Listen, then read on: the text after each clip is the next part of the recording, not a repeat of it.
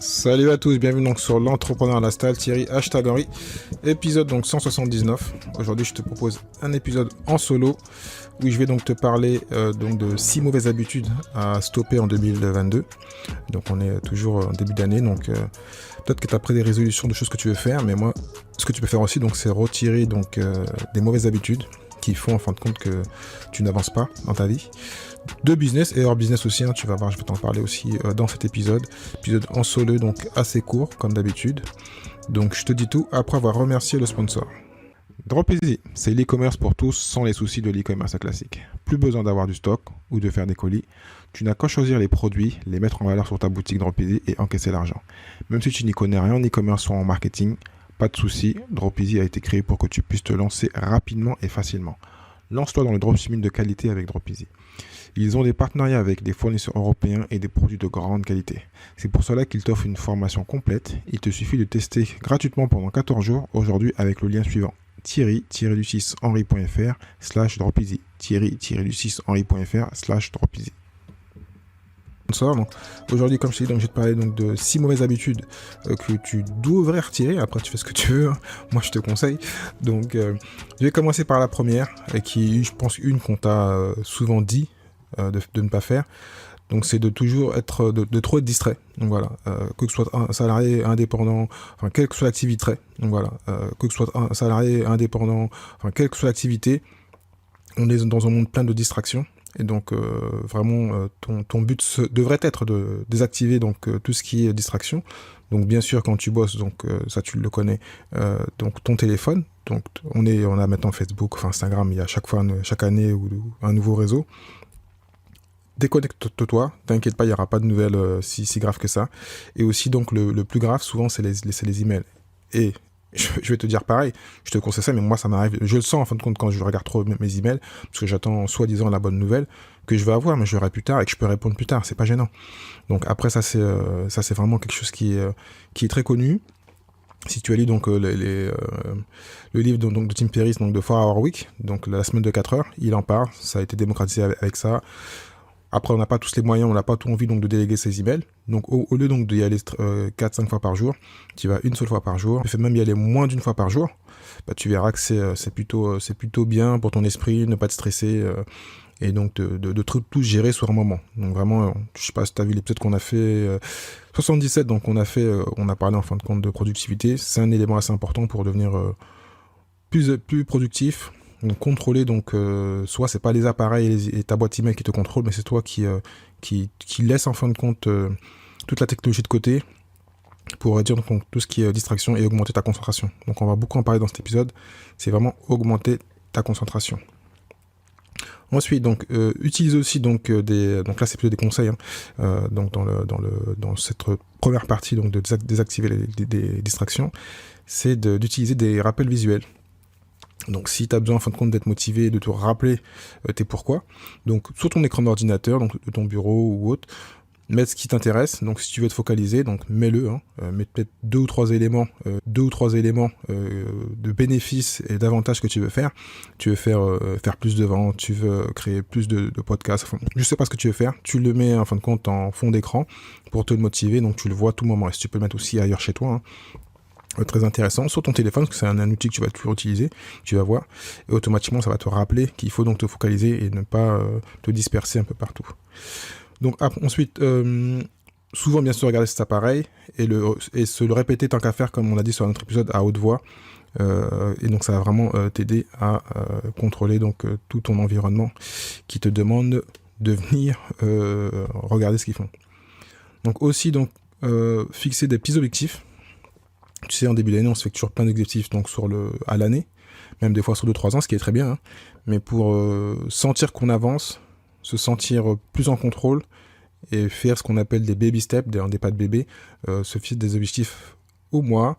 Si c'est des petites choses à faire à la semaine, et donc prendre le gros objectif et le découper en petits morceaux, donc en 12 mois, en 52 semaines, ce qui va te permettre en fin de compte de voir ton avancée, de ne pas dire c'est trop gros, tu vois, comme on dit, pour aller faire une journée de 1000 pas, si je me trompe pas, si c'est bien la phrase, il faut faire un pas. Ben là c'est pareil, si tu veux monter demain à l'Everest, si bien sûr t'es motivé, bah, tu vas pas le faire en un bond, hein, c'est par petit pas, donc c'est le même esprit.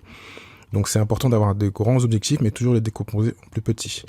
Comme ça c'est atteignable plus facilement, et donc tu vas pouvoir donc te juger à chaque fois sur des périodes courtes, et donc ça te permet encore, et je vais revenir souvent dans cet épisode, de te concentrer sur des petits objectifs courts, ce qui permet donc d'augmenter donc ta chance de terminer la tâche entre parenthèses. C'est comme tu dis, lire 5 pages par jour, au lieu de lire 30 pages, 5 pages c'est des petites étapes, des petites étapes à faire. Comme quand j'écris mon livre, je fais 1 à 2 pages par jour. Très bien que j'aurai par ici. Ensuite, qu'est-ce que tu peux rajouter? Donc on est toujours donc, dans la première partie, se déconnecter à un moment, parce que tu peux bosser 8-10 heures par jour. Il faut important donc savoir se déconnecter. Souvent, pour se déconnecter, c'est prendre une pause quand on est dans le boulot et aller fumer, ce que je te déconseille. Ou sinon, c'est donc d'aller manger. Donc ça, c'est une pause classique. Hein. Mais en plus de celle-là, de faire des petites pauses de 10, 20, 15 minutes, même plus si tu veux. Et là, être plus actif. Donc ça peut être le matin, donc une activité donc, non professionnelle, donc pour libérer ton cerveau et pour te permettre de te concentrer, donc du sport, de la marche, du vélo. C'est que j'aime la marche et le vélo, mais sous la marche, je pense que c'est vraiment important. Ça aide à se concentrer et à réfléchir. Donc faire des jeux d'échecs, enfin toutes les activités qui peuvent te plaire, qui vont pouvoir donc te libérer, être plus productif et revenir donc pour mieux travailler. Donc comme on le dit, hein, l'adage dit donc corps sain dans un esprit sain, c'est la même chose. Donc voilà, il faut vraiment travailler quand tu as le meilleur potentiel. Et donc si on a un corps qui est malade, on n'est pas très bien, déprimé, on va moins bien travailler. Donc c'est vraiment l'esprit de cette partie-là. Et le dernier point donc de la première partie, faire attention donc, à son sommeil. C'est quelque chose que je vais développer un peu plus tard. Donc vraiment avoir un bon repos qui permet donc d'augmenter ta concentration et d'améliorer donc ton état de santé en général. Et donc d'être plus productif. Donc deuxième point, choisir les mauvaises relations. Oui, tu peux dire qu'est-ce que ça fait là. Mais proprement cet épisode, donc j'ai fait un peu des rétrospectives sur ce qu'on peut dire, ce qu'on peut faire. Et c'est vrai que je l'ai déjà expliqué, j'ai moi eu des problèmes d'association. Donc c'est des choses qui te minent. Et que il y a une phrase que j'aime bien répéter, c'est une phrase de Jim Rohn, donc on est la moyenne des 5 personnes qui nous entourent, que ce soit en sport, que ce soit en business, donc il est important donc d'être bien entouré. Donc ça, tu peux le faire grâce à des réseaux, grâce aussi à des lectures, parce que c'est pas des gens que tu vois, mais bon, c'est indirectement, ils t'influencent. Et aussi donc faire sentir son intuition, voilà. Donc on a souvent des drapeaux rouges, on sait en fin de compte qu'il faut pas faire quelque chose, mais on s'écoute pas. Par peur, je ne sais pas quoi. Donc on a des exemples du passé, on sait vers quelle personne il faut pas aller et quelle autre personne il faut aller. Donc il faut retirer les mauvaises, c'est déjà plus simple que d'aller vers des nouvelles, parce que les rencontres, dans la période où on en fait moins, à part sur Internet. Donc vraiment s'écouter et voir rapidement si une personne est faite pour avancer avec vous ou pas. Si c'est pas bon, vous avancez, il faut avoir le courage de dire non et d'avancer sur autre chose. Donc cette partie donc, était très courte, donc choisir les mauvaises relations. Ensuite, troisième point, essayer d'être trop perfectionniste. Ça, c'est un gros problème, donc c'est vraiment une habitude à retirer, quoi, tout simplement. Accepter donc que la perfection soit inaccessible. On le sait tous, mais on veut tous automatiquement essayer d'être parfait. Donc ça peut avoir du positif parce qu'on veut essayer de faire bien, mais des fois, d'être trop perfectionniste, ça nous empêche en fin de compte d'avancer, donc de produire. Et comme on est dans mon business de création de contenu, mais dans tout business, il faut produire, il faut rendre service à quelqu'un pour pouvoir avancer, et même dans la vie. Donc voilà, on sait on peut pas être perfectionniste, donc tout faire pour essayer, mais vite comprendre qu'à un moment donné, il faut prendre une décision, avancer et apprendre de ses erreurs et arrêter donc de toujours vouloir faire bien. Automatiquement, on fait quelque chose, on va passer à l'action, on va apprendre autre chose et on va avancer. On va devenir meilleur, pas parfait, mais meilleur. Donc surtout aussi donc dans le même point, essayer de nouvelles choses, même si on échoue. Voilà, on sait très bien que l'échec fait partie de la vie, donc faut pas avoir peur d'échouer. On est dans une société, surtout en France, où on n'aime pas donc les gens qui échouent, mais voilà, des nouvelles choses, on permet donc d'ouvrir l'esprit, de se sentir meilleur. Si on sait qu'on va échouer, on n'a pas peur, on va se dire, on va en faire assez souvent, mais si on a juste peur à l'échec, c'est sûr qu'on fera plus rien, on passera peu à l'action. Et sur ce point-là, donc je citerai Oprah Winfrey, que tu dois connaître, qui dit « Je vous dirai que je n'ai jamais eu d'échec dans ma vie. Il n'y a pas d'échec, il y a des leçons épouvantables. » Donc je répète, je vous dirai que je n'ai jamais eu d'échec dans ma vie. Il n'y a pas eu d'échec, il y a eu des leçons épouvantables. Donc elle a tout dit. Hein. Voilà. Et souvent ceux qui réussissent le répètent, même des gens qui ont vraiment bien réussi. Voilà, l'échec c'est une étape, ça fait partie de la vie. Donc faut pas être perfectionniste. Et même je pense que, beaucoup diraient qu'elle est parfaite en tant qu'animatrice et businessman, mais voilà, elle sait très bien qu'avant ça, il y a eu plein d'échecs. Nous, on voit que la réussite, mais il y a eu plein de petits échecs qui l'ont emmené à où elle est actuellement. 4e point, ne pas avoir de planning ou d'agenda. Donc ça, c'est assez grave, parce qu'actuellement, on a plein d'outils pour nous aider à être plus meilleurs, en fin de compte, dans la planification et se être guidé dans la vie, dans ce qu'on a envie de faire. On en parlait aussi dans l'épisode 177. Donc, il y a une phrase qui dit, donc, un mauvais plan vaut mieux que pas de plan du tout. Donc ça a presque tout dit. Donc il faut vraiment donc décider de faire un plan et donc de toujours tenter donc de se sentir responsable, et pour s'aider souvent donc d'avoir une autre personne qui va nous aider à faire le plan. Donc si on ne sait pas le faire nous-mêmes, ou quand on met des tâches et des plans, mettre une autre personne pour qu'on soit responsable. C'est-à-dire que j'ai prévu de faire ça, je vais faire ça, quelqu'un d'autre soit au courant, que ce soit son couple, que ce soit son associé, que ce soit une autre personne. Comme moi, des fois à l'audience, quand j'ai écrit le livre, j'ai dit que j'allais le faire. Donc bon, il y a d'autres choses que j'ai envie de vous dire, mais je suis pas sûr de le faire, donc je ne dis pas pour l'instant. Donc voilà, donc c'est important, comme ça les gens peuvent vous dire non, tu l'as pas fait, et ça va vous rappeler qu'il faut donc, même si ça n'a pas été fait, le repasser dans l'agenda ou le planifier. Donc pour parler un peu de finance, ce sera peut-être plus simple quand on parle de planifier. Donc faites d'un plan de trésorerie par exemple, ou un plan de voyage, ou un plan donc de meilleure santé. Donc déterminer combien en fin de compte on a besoin d'exercices à faire, combien d'argent on a à placer. Donc voilà, c'est des choses assez basiques, d'exercices à faire, combien d'argent on a à placer. Donc voilà, c'est des choses assez basiques, et donc toujours classé dans différentes catégories. Pour rester sur la finance, donc faire un budget à base d'un petit montant, et donc toujours allouer la même somme. Donc moi, je fais pareil que ce soit en business ou en sport, je fais toujours donc le même nombre de temps de sport, toujours à la même heure. Enfin voilà, j'ai une discipline qui fait que ça aide. Donc voilà, un plan c'est bien, mais c'est aussi un plan pour permettre donc d'avoir une discipline, d'avoir un rituel. Donc ça c'est vraiment important, que ce soit en finance, que ce soit dans plein de données. Donc ça c'est le plan assez basique.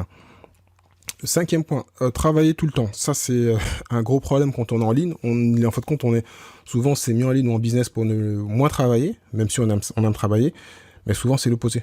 On se retrouve à travailler plus que d'autres, on le sait, quand on est entrepreneur, même si en ligne, on se vante souvent de faire moins. Quand on a bien fait les choses, qu'on a mis le système, c'est vrai qu'on arrive à déléguer, donc à moins travailler. Mais la plupart du temps, on aime bien ce qu'on fait. Il n'y a pas que c'est devenu un peu une mode d'être entrepreneur. Mais il y a aussi donc le fait que on est la tête dans le guidon parce qu'on a un espoir de meilleur que ce que l'on fait. Je parle plus aux entrepreneurs. Quand on est en CDI en général, on sait ce qu'on en a tous les mois. Quand on est entrepreneur, on sait qu'on a un levier assez énorme, qu'on peut être à zéro comme beaucoup quand on bosse, mais après passer à des chiffres plus importants. Il y a plein de choses qu'on ne pourrait pas rêver si on reste simple salarié, à moins qu'on soit bien sûr cadre supérieur. Mais dans tous les cas, on a donc sa vie dans la main de quelqu'un d'autre, entre parenthèses.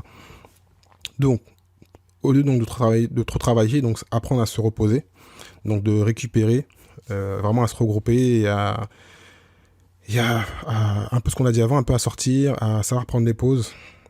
Parce qu'à un moment, si on bosse trop, on va faire du burn-out, et c'est pas le but. Donc il n'y a rien de mieux que de travailler vers quelque chose qu'on aime, donc ça c'est bien, il n'y a pas de problème, mais il faut réussir à maintenir la motivation, et si on la maintient pas, automatiquement le projet qu'on a va s'arrêter, et c'est pas le but quand on crée un projet entrepreneurial, ou autre, le but c'est que ça aille au bout. Donc souvent c'est un marathon, et un marathon, il faut apprendre à se maintenir, et j'en ai fait un, et je l'ai même mal géré, donc ça je sais maintenant, donc j'ai appris aussi par mes erreurs. Donc il faut donc maintenir le rythme, prendre des pauses, s'alimenter, enfin toutes les choses de base, bien manger, bien dormir, et voilà, on sait très bien que c'est vraiment une période donc assez longue, donc il faut savoir prendre des repos, des petites pauses pour mieux repartir, pour mieux rebondir. Et donc ça permet donc bien sûr de se ressourcer, donc de réussir ses tâches, et surtout que on sait très bien que le surmenage et tout ce qui est un peu excessif, donc vraiment de pousser, vont vous bloquer. Donc ça sert à rien en fin de compte de surcharger une machine, de faire tourner le moteur à fond, à plein gaz. À un moment ça va péter, et on le sait. Donc il faut savoir prendre du recul, et toujours on en revient sur cette partie du sommeil qui est importante, partie alimentaire. On sait très bien que même de dormir, parce que souvent en fin de compte dans l'entrepreneuriat et dans la réussite, on dit qu'il faut sortir une vidéo qui parle de ça, mais de se lever tôt, mais pour faire plus de choses, ça veut pas dire qu'il faut dormir moins. Il faut vraiment dormir ces 6, 7 heures à 8 heures, pour ceux qui sont motivés, mais ne pas faire comme certains qui disent qu'il faut dormir 4-5 heures. Ça crée des problèmes pour le cœur, problèmes de cerveau, enfin plein de problèmes de santé. Donc sur le court terme, ça paraît intéressant, sur le long terme, c'est vraiment très négatif. Donc, comme on dit, donc la santé, c'est la chose la plus importante, c'est le temps et la santé. Donc, il faut vraiment écouter son corps et donc faire attention à notre outil numéro 1, qui est notre corps, notre cerveau. Donc, voilà, c'est vraiment important. Aussi, donc, dans le même point, ce qu'on peut rajouter, c'est aussi donc de faire attention à son entourage, à ses proches. Donc, il faut l'un des meilleurs moyens de se sentir bien, c'est souvent quand on est en couple et que tout se passe bien, on est vraiment heureux. Hein. On est la personne qui nous booste, qui nous rend heureux, les enfants, la famille, les proches. Donc, pareil, quand on est des fois la tête dans le guidon et on veut tellement réussir, et on oublie que la réussite souvent, c'est même pas pour nous, c'est pour eux qu'on le veut. Surtout que moi, je suis parent, donc, et pour tous ceux qui sont parents, ils le savent. C'est donc de prendre soin des gens qu'on a autour de nous, de gagner du temps, d'être plus autonome et d'avoir les finances pour pouvoir se payer pas des objets, mais se payer donc du bien-être, des voyages, des choses comme ça qui vont faire que des bons moments. Et donc, quoi qu'il arrive, on se lève tous pour travailler. Donc, tant qu'à faire, si on peut le faire de façon harmonieuse, être heureux et ne pas donc se brûler en fin de compte au boulot, voilà, il n'y a pas de sens. Il faut vraiment faire attention à tout ça. Aussi, donc, comme je disais, donc, on travaille tous pour de l'argent, donc on se lève pour ça. Donc, c'est bien, mais il faut après donc pas faire comme la plupart, malheureusement, c'est prendre l'argent et ne mal l'utiliser. L'argent, c'est précieux, même si certains disent que ça sert à rien. Ça, quand même, ça libère. Et donc, le but, c'est quand on gagne cet argent, de bien l'utiliser. Et de ne pas donc tout dépenser, et de ne pas mal le gérer, parce que sinon, en fait, quand on reste que ce soit entrepreneur ou salarié, on reste donc sur ce tapis de marche, entre parenthèses, qui fait qu'on va toujours avoir travaillé. Et si on fait bien les choses pendant 10-15 ans, on bosse et on met donc des finances de côté, hein, ce qu'on appelle le mouvement FIRE, ou d'autres, hein, où on place son argent, que ce soit l'immobilier, que ce soit donc de la finance, on sait qu'à un moment ou à un autre, l'argent va travailler pour soi. Et donc, on aura réglé, entre parenthèses, une partie des problèmes qui est donc de travailler et d'avoir en fin de compte le fruit de son travail après quelques années de travail, des fois beaucoup, des fois un peu moins. Et donc, de bien investir son argent et ne pas stresser par rapport à ça, parce que on a tous besoin d'argent. On est dans un monde, le troc n'existe plus, enfin ça existe, mais on a besoin de travailler. Donc si on peut donc se soulager et travailler pour plaisir parce qu'on a donc assuré ses arrières et l'arrière de ses petits-enfants et de sa famille, en plaçant ce qu'on a gagné durement pour pouvoir être heureux plus tard. Donc il y a plein de logiciels de gestion, j'en mettrai quelques-uns dans le résumé. Et le dernier point, donc être patient et vouloir donc des résultats tout de suite. Parce que souvent, dans notre économie, ce que j'ai dit un peu de réseaux sociaux, très modernes, où tout arrive très vite, hein, parce qu'on est dans un monde où tout va très vite. Après 6 mois, 1 an, la plupart des choses qu'on a sont obsolètes parce que ça va trop vite. Mais il ne faut pas oublier qu'on est des humains, donc on a besoin d'apprendre, on prend plus de temps. Donc il ne faut pas se comparer à différentes plateformes. Nous, on apprend donc tout doucement. Et donc souvent, donc, on a ce qu'on appelle un manque de patience. Et avant donc de passer sur ce point-là, donc je citerai une citation, donc Hérodote: la hâte est la mère de l'échec. Je répète, la hâte est la mère de l'échec. Donc aller trop vite, souvent donc ça amène à l'échec. Hérodote. Donc ce manque de patience, donc, lorsqu'on n'obtient pas un résultat, en fin de compte, simplement, on veut abandonner, on veut passer à autre chose. Souvent, dans l'entrepreneuriat en ligne, on parle donc de shiny object. On voit un truc qui marche mieux, on dit je vais essayer celui-là, je vais faire de l'affiliation, après je vais faire du dropshipping, puis après je vais faire notre business. Souvent ça permet donc ça permet donc de pas être focalisé et donc de pas apprendre réellement. Donc on apprend de ses erreurs et on devient meilleur. Et au lieu de réussir en 6 mois comme on le voit sur Instagram, on va réussir en 3-4 ans, 5 ans. Mais l'important c'est qu'au bout d'arriver à ce qu'on voulait réellement, d'avoir une réussite, qu'elle soit financière ou en couple ou je ne sais pas quoi, mais donc de ne pas dire, voilà, de pas aller trop vite et de dire qu'on doit réussir dès demain. On sait que c'est quasiment impossible. Donc voilà, il faut être réaliste. Donc se surestimer aussi, donc surestimer donc ses capacités. Donc parfois on a une haute opinion de nous-mêmes, donc il faut donc faire attention à tout ça. On se fixe des attentes trop élevées, parce qu'on voit encore des gens le faire, à savoir si c'est vrai ou pas, et si c'est vrai c'est bien pour eux, donc on n'est pas là pour jalouser les gens, mais de se dire qu'il faut prendre son temps, et savoir qui on est, quel potentiel on a, donc à l'opposé, donc pas se surestimer, mais pas se dire qu'on est le meilleur, qu'on va tout réussir et qu'on fera 1 million en une semaine. Donc voilà. Il faut vraiment être réaliste, voir ce qu'on est capable 1 million en une semaine. Donc voilà. Il faut vraiment être réaliste, voir ce qu'on est capable de faire et tout doucement avancer pour devenir meilleur, avoir donc des résultats escomptés. Donc être patient et vouloir donc des résultats de suite. Donc estimer le temps que cela va prendre. Vraiment savoir, parce qu'on a souvent plein de données dans le monde où on est. Donc il faut donc vraiment se planifier par rapport à ce qu'on a dit avant, et voir la croissance personnelle qu'on va devoir faire, les changements qu'on va devoir faire. Et donc vite avancer donc vers cet objectif-là, mais vraiment le planifier, le mettre donc sur un projet sur 2-3 ans et pas se dire que je vais réussir à faire 10 millions en 6 mois. C'est pas impossible, il y en a qui le font. Mais par des gens ne peuvent pas faire, ou que je vais tomber amoureux en une semaine. Voilà, il y a des logiques dans tout, donc il faut savoir estimer son temps, le mettre sur papier et avancer par rapport à tout ça. Donc j'espère que cet épisode t'a donné donc des conseils. Tu peux donc rajouter dans les commentaires ce que tu penses, toi, arrêter, retirer donc, comme mauvaise habitude, parce qu'on parle souvent des bonnes habitudes à avoir, des rituels, mais là, c'est vraiment l'opposé. Donc, le 6-2.